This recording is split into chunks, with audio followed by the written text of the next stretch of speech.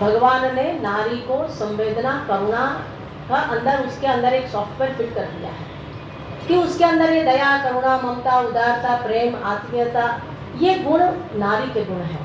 और पुरुष के गुण कौन से हैं? उनके अंदर है पौरुषत्व, धीरता, वीरता, साहस, पराक्रम, ये पुरुष के गुण हैं।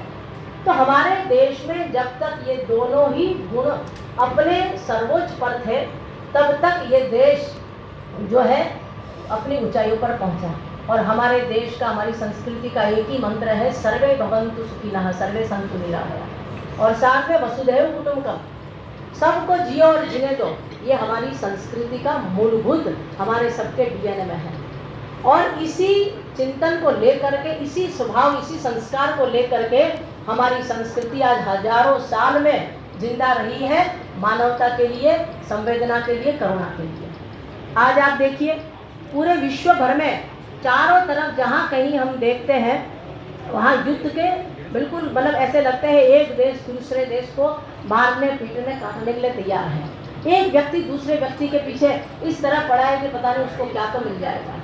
पर हमारे देश में देखिए, हमारे जो नेतृत्व करने वाले हैं उनके अंदर भी वो भारतीय संस्कृति का चिंतन है। वो युद्ध नहीं, शांति चाहते हैं, वो कलह नहीं, सुलह चाहते हैं और सोचते हैं कि सब एक हो जाए। हमारा मंत्र सर्वे भवन्तु सुखिनः, सबको साथ में लेकर के चलेंगे तभी मानवता बच पाएगी। ये हमारी संस्कृति की मूलभूत भावना है।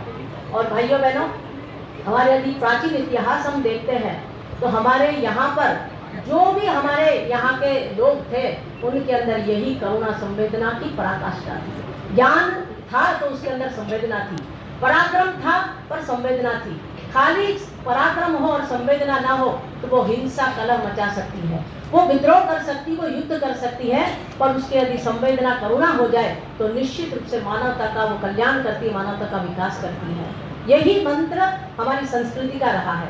और साथ में जब कभी हमारे देश में दूसरे देश वालों ने आक्रमण किया, हमारी संस्कृति पर प्रहार किया और संस्कृति की जननी नारी पर जब प्रहार हुआ तो वो नारी को मजबूरन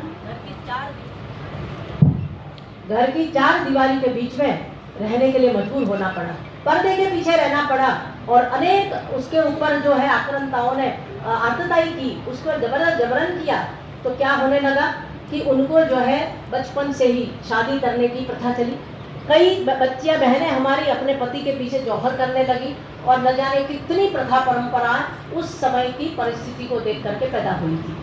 और समय एक जैसा नहीं रहता है, परिवर्तन का चक्र गतिशील है और धीरे धीरे धीरे धीरे हमारे देश में जो है वो परिवर्तन की लहर चल पड़ी। जो नारी दबी कुचली हुई थी और पुरुष ने धीरे धीरे धीरे धीरे अपना आधिपत्य, मतलब ये सोचो कि एक प्रकृति की ही इच्छा थी या फिर वो समय परिस्थिति की मांग थी कि नारी के गुण समाज में धीरे धीरे दब गए और पुरुष के गुण हावी हो गए। यदि एक गुण दब जाए और दूसरा गुण हावी हो जाए तो निश्चित रूप से मानिएगा कि उसमें सही नहीं होता है। यदि पुरुष के गुण समाज में हावी होंगे तो बुद्धि बढ़ जाएगी, ताकत बढ़ जाएगी, साहस बढ़ जाएगा, उसके अंदर पराक्रम बढ़ जाएगा। पर भावना नहीं होगी तो आज क्या हो रहा है समाज में? अनीति, अत्याचार, पापाचार, बहन बेटियों की इज्जत सुरक्षित नहीं है और चारों तरफ जो कोहराम मचा हुआ है उसका एकमात्र परिणाम है कि नारी गुणों का खो जाना। तो परम पूज्य गुरुदेव ने कहा, बेटा ये नारी जागरण का मतलब क्या है कि समाज में जो हिंसा, जो आज एक मतलब कहते हैं ना कि पराकाष्ठा पर है कलयुग की, कि व्यक्ति का चिंतन गड़बड़ाया है, उसका चरित्र पतन की ओर जा रहा है, तो उसके लिए हमें क्या करना होगा? तो उसके लिए हमें उन मातृ शक्ति जिसके अंदर ये संवेदना, भावना, करुणा है उसको जगाना होगा। जब तक नारी जागृत नहीं होगी तब तक समाज में कोई परिवर्तन नहीं आ सकता है। उसको बोध कराना होगा कि भगवान ने हमें कौन कौन सी विभूतियां दे करके भेजा है। एक परम पूज्य गुरुदेव ने प्रज्ञा पुराण में कथा लिखी है कि एक शेठ जी थे, बड़े संपन्न थे और उनके इतनी संपदा थी, पत्नी नहीं थी, छोटा सा बच्चा था और सेठ जी को कोई अचानक बीमारी हो गई। उनको लगा अब मैं ज्यादा दिन नहीं टिक पाऊंगा। अपने मुनीम को बुलाया और मुनीम को बुला के कहा कि आप मेरी जितनी संपदा है उसको बेच करके हीरों का हार बना करके लाइए। मुनीम आज्ञाकारी थे, उन्होंने वैसा ही किया क्योंकि सेठ जी जानते थे कि मेरे जाने के बाद मेरे बच्चे की हालत जो है ये हमें सगे संबंधी सब कुछ लूट करके चले जाएंगे। मेरे बच्चे के लिए मुझे कुछ करके जाना चाहिए। और तब एकांत में उस बच्चे को बुलाया और उसको कहा कि बेटा ये हीरो का हार तो अपने गले में पहन ले, किसी को दिखाना मत, कपड़ों के नीचे रखना, तो बड़ा हो जाएगा तब तुमको पता चलेगा। बच्चा बेचारा वैसा ही किया। कुछ दिनों के बाद पिता नहीं रहे, बच्चा दर दर की ठोकर खाने लगा। एक दिन किसी जौहरी के बाजार से निकला, किसी जौहरी की निगाह उसकी वो गर्दन पर पड़ गई, हीरे, चमकते हीरे पर, और उसने कहा बेटा ये क्या है, अपने पिता की बात बताई। पिता के मित्र थे, उस पर दया आई, कहा बेटा ये एक हीरा ले करके जा, इसकी कितनी कीमत है। बच्चा बड़ा हो गया था, उसने पूछा, किसी ने लाख, 2 लाख, 10 लाख, और असली हीरा था। और धीरे धीरे धीरे करके उसको लगा कि मेरे पिता मेरे गले में कितनी बड़ी संपदा दे करके गए हैं और मैं दर दर की ठोकरें खा रहा हूँ।